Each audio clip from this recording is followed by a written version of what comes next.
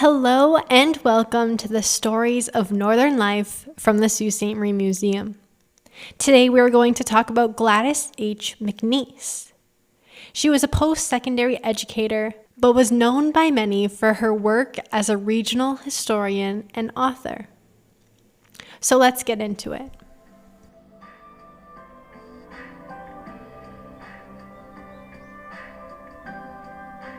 McNeice was born and raised in the Port Stanley, St. Thomas area, and studied herself first at the Victorian College in Toronto, then at the Ontario College of Education. After obtaining her teacher's credentials, McNeice would start in several positions across Ontario, including the Algoma College. Gladys was a teacher at Sault Collegiate, or Sault College as it is known today, from 1923 to 1969.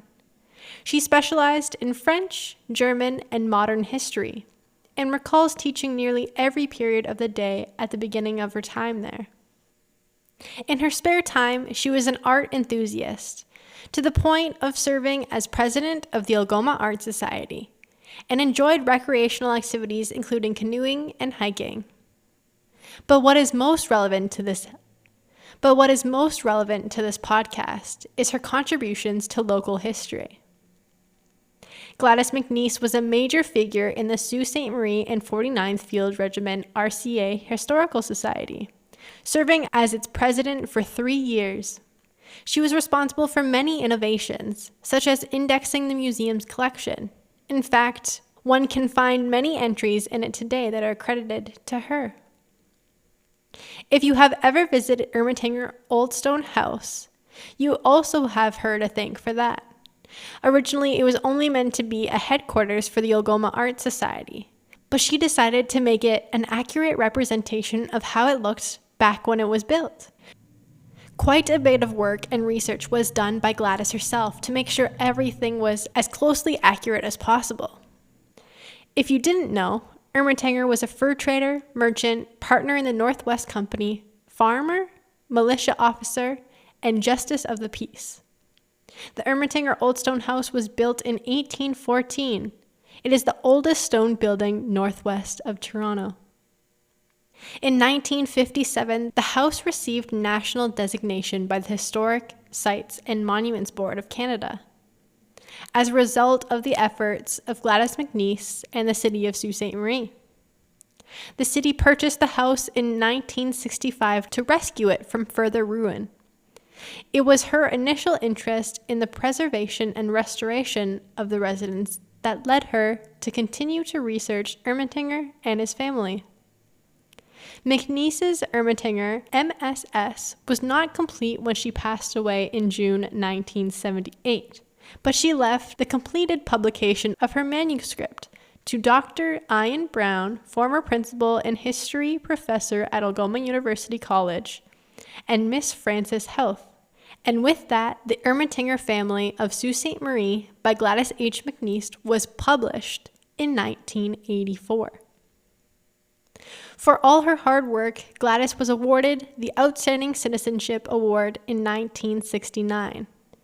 And 3 years later, the Sault Ste. Marie Medal of Merit for outstanding achievement in the cultural field. She would pass away in 1978, like I said, but as this episode has covered, she's more than made a legacy of herself, and we have a lot of accumulated research and historical efforts to prove it. The Sault Museum is happy to give her a further small honor.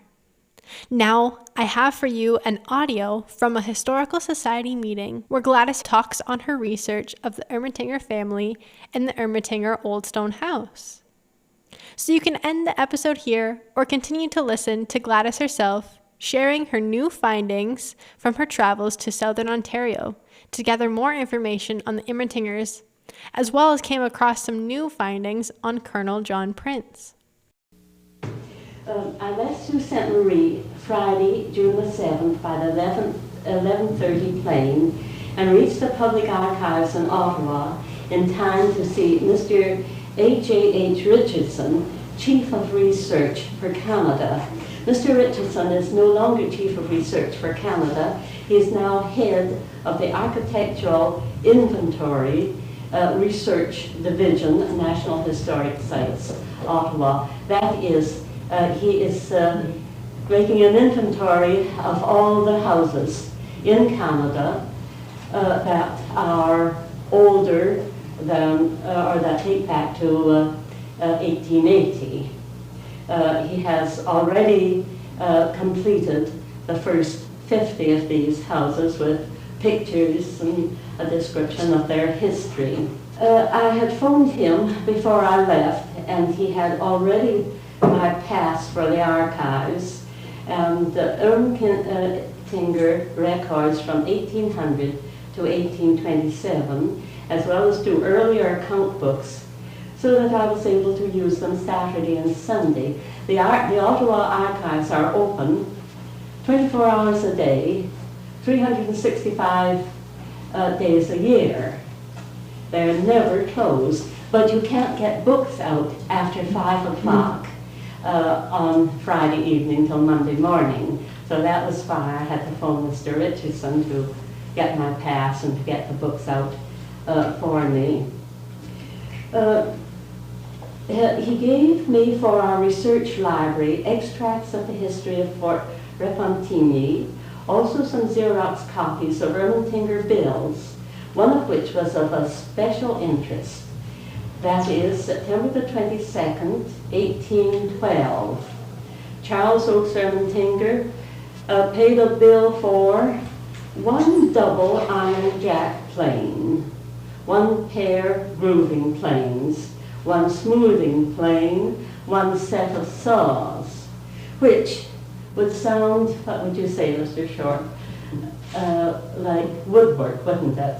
And this is making the woodwork, and this was the year 1812, so that you would judge that the house was well up in 1812. At least you'll have some words to say about this later, I expect.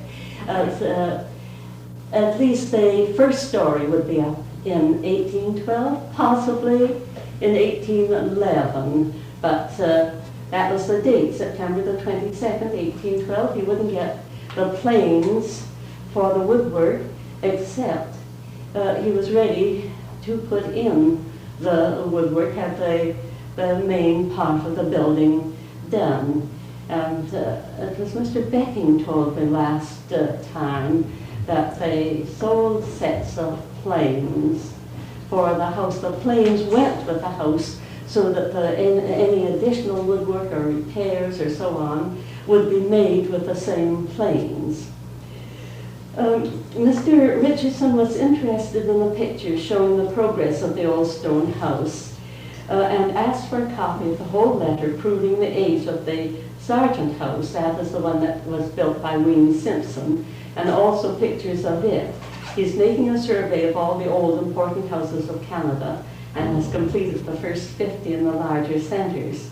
The age limit is 1880, so the Bishophurst will be included also, photos of which will be sent, and its date and some of its history. I have done that, and he wrote back to thank me, saying that they would help him greatly when he continued his survey of the important historic dwellings of Canada. In going over the records of the Ermatinger family, I was on the lookout for information, more of it, about how they lived, about the kind of furniture they used, and clues as to when the house was started and finished.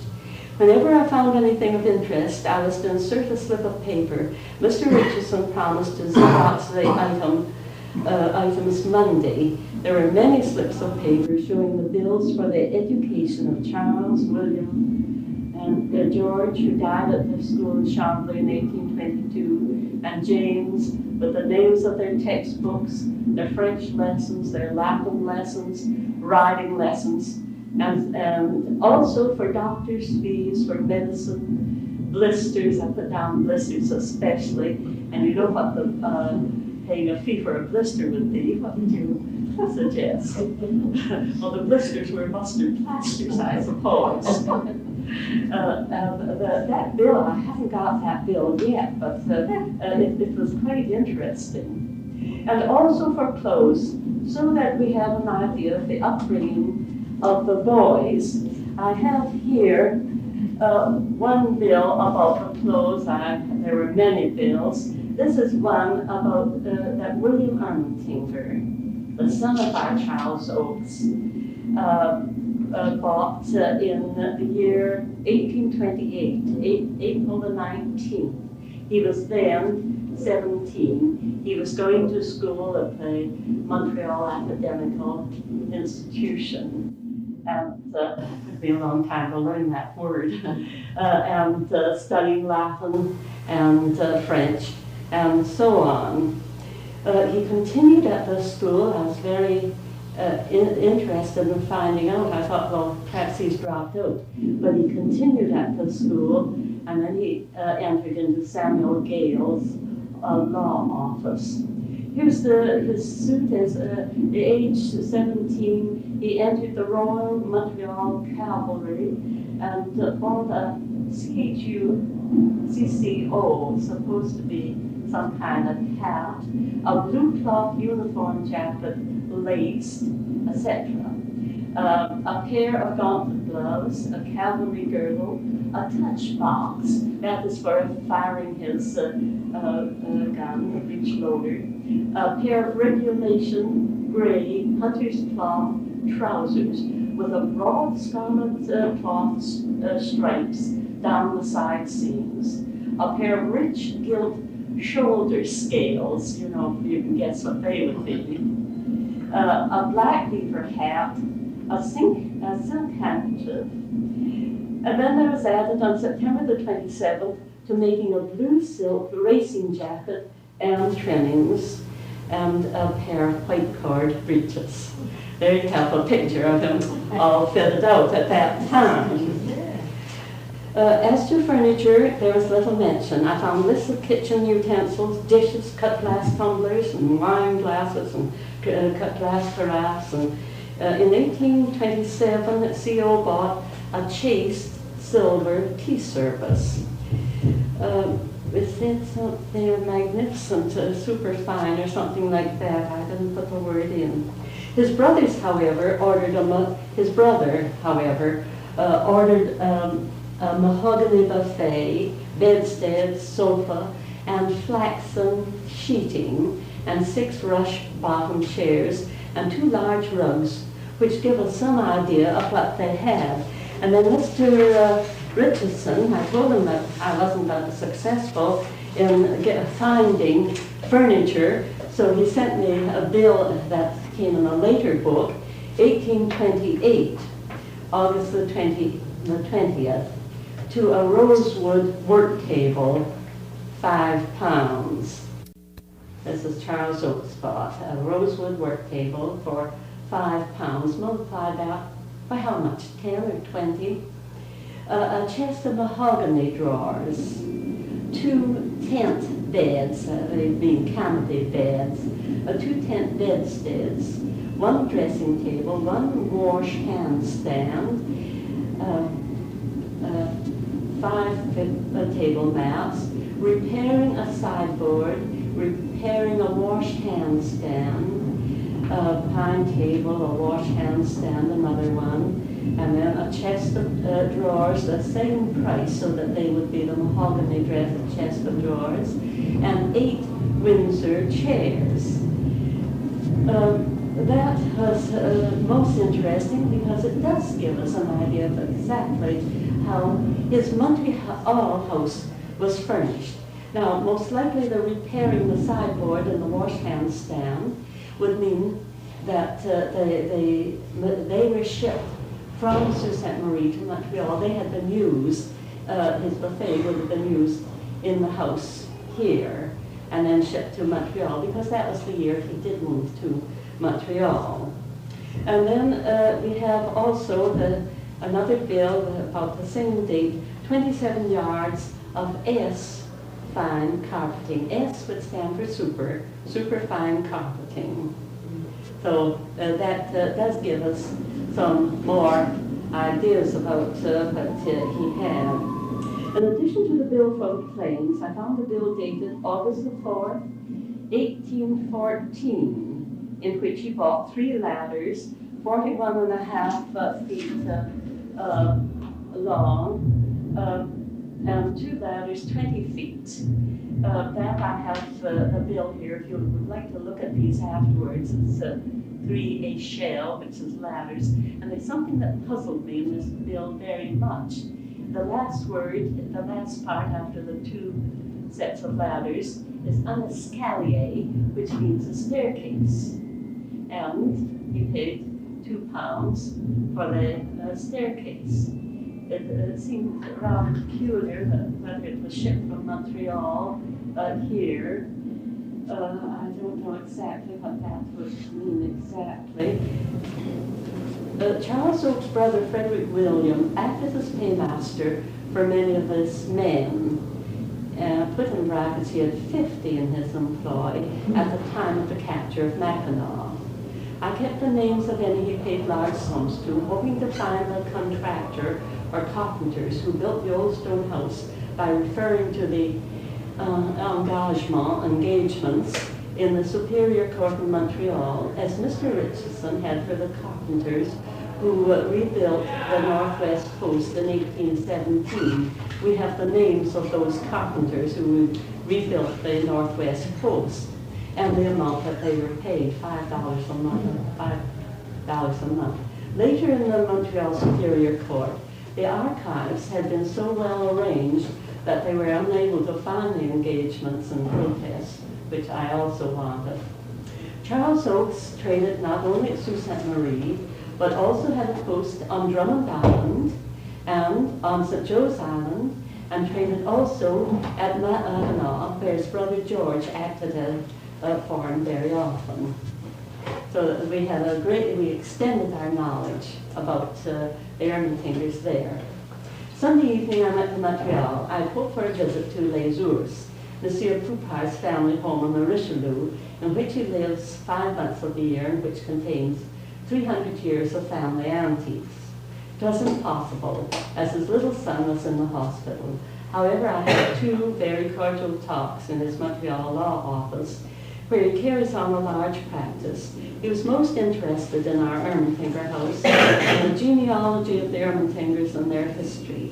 I gave him a copy of many of my notes, including the family tree.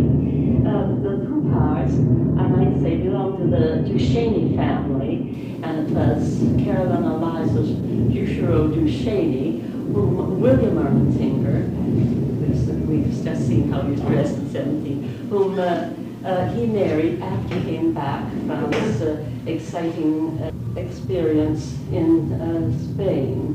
Then Mr. Poupard is also a Duchesne, and this is the family home, the home in which William's wife died.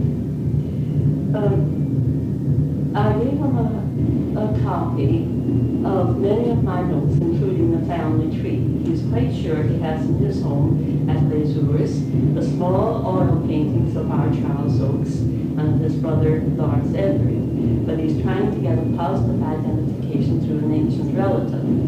The flag also he has in his attic, a French flag given most likely to by Oswa, or it was an ancestor of Catawabita, the father-in-law of our Charles Oakes. The father of the ancestor of Catawabita, probably in the 1700s, which Catawabita gave to his son-in-law, Charles Oakes E., to exhibit in Montreal, according to the account in Warren and Neal. He said it was a blue woolen material, now somewhat moth-eaten, with white fleur-de-lis. Mr. Poupard had been told as a small boy that there was some story connected with it, and was interested in the details. In his museum attic, he has Ermatinger letters also, which may throw a great deal of light on the Ermatingers. He's going to go through them and let me know. I hope for copies, I'm still hoping. He was also interested in the pictures of the Old Stone House, and of the furniture we have already. He will look out for pieces for us. I spent a day at the Superior Court with Madame Beauregard, also a lineal descendant of the Duchesnes. We looked up the marriages of Charles Oak's daughters and found the children of Francis, who had married Francis Perry. We may be able to trace descendants in Sherbrooke. They were descendants in Sherbrooke just before the 1900s. In the Gagnon collection in the Municipal Library, I read the splendid description of Sault Ste. Marie in William Kingston's Western Wanderings, 1854 and 55, a book we must have. There I met Madame Chéron Lajoie, who had just discovered fresh Ermatinger material at Trois-Rivières and in the Chateau de Ramsey.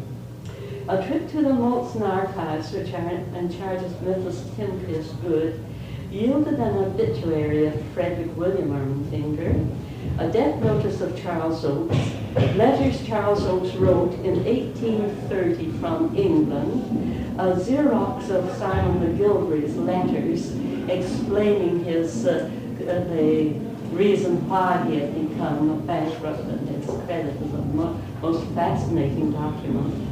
A picture of the First Christ Church in which CEO's children were christened, in which Charles Oakes was married, from which his children were buried, and I have that picture to show you here. This is the First Christ Church. You may look at this afterwards. There are a number of other pictures here. I found a bill for the spire. They built the church without the spire first, and there was a bill or a receipt to Frederick William Ermatinger for £50 as half of his contribution to the building of that spire. The church is very closely connected with all the Ermatingers.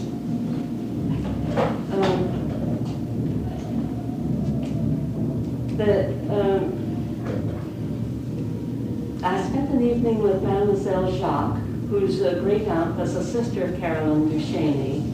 She had some tales of William Ermatinger and his children to tell. She will give something to our home. 2 donations were also promised, one from Basil Hobbs' widow, who expressed great interest in our house, and another from Weems Ironside, also much interested. Reed Downey I tried hard but in vain to locate. The Ontario Historical Convention, moving on to Kingston, was a delight. A full report of the scholarly and stimulating addresses will be in the next issue of their magazine, so I didn't summarize them. The invitation to come to the zoo was gladly accepted, not for next year, as that was promised to the Eastern Township, but for 1970. A very tentative suggestion was made that the convention might be larger and international with the Michigan State Historical Society. Dr. W.K. Lamb's address was especially interesting on the use and work of the archives.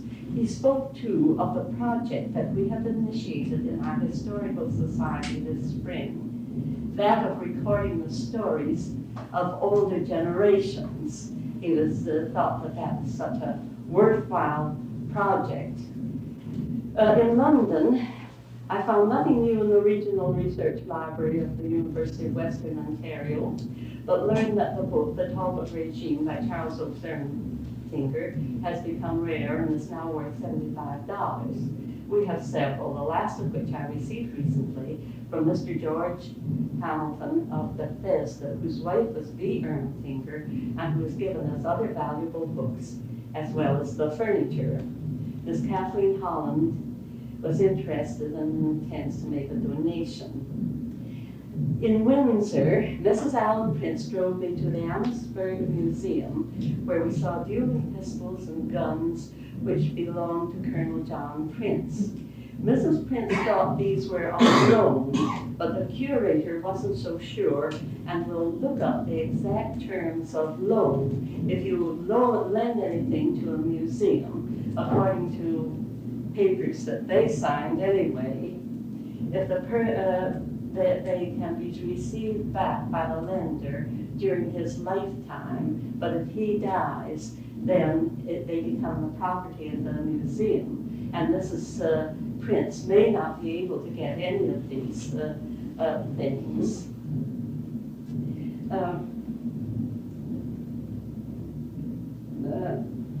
There were other exhibits of importance. Gift of the Princess, especially the beaded belt which Tecumseh had exchanged with Brock as they rode to capture Detroit. You remember the story of how General Brock came rushing up with all his troops, and they were exhausted, and he thought the people thought that he'd wait to attack Hull and Detroit, and he said, no, we'll do it at once. And he and Tecumseh rode side by side to battle, and Tecumseh was so impressed by his energy, his bravery, that his words were, there's a man, that's General Brock, he is a man.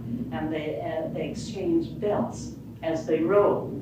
So the belt came in some way into the Prince family, and it's now in a Tecumseh room, a picture of Tecumseh and various things there. It would be wonderful to have one for an exhibit here, I think. In Windsor, we visited the St. John's Church with its memorials to the Prince and read the vitriolic inscription on Dr. Hume's gravestone. In the museum was the exoneration of Colonel John Prince in Westminster when the Duke of Wellington spoke on his behalf. Pages of Xerox copies in an album. Some of his diaries were there, those relating to the time when Colonel Prince was a judge here. Mrs. Prince is really over, and if possible, we shall hear some of them read by her grandson at the time of our opening. I told her that she wasn't to take too much out of them. We may also borrow the transcript of the trial for exhibit. I told Mrs. Prince we should like to receive one of the firearms that belonged to Colonel John Prince, and possibly we shall, just a bare possibility. Mrs. Prince is very interested in what is being done in the Sioux and hopes to be at the opening. And that is practically the end of the report. I hope I haven't bored you too much. It was an exciting, interesting time. If you made it to the end of this episode, I thank you so much for listening, and your engagement in learning more about Sault Ste. Marie history is amazing to see. Come back again next week for another episode of the Stories of Northern Life from the Sault Ste. Marie Museum. Ciao for now.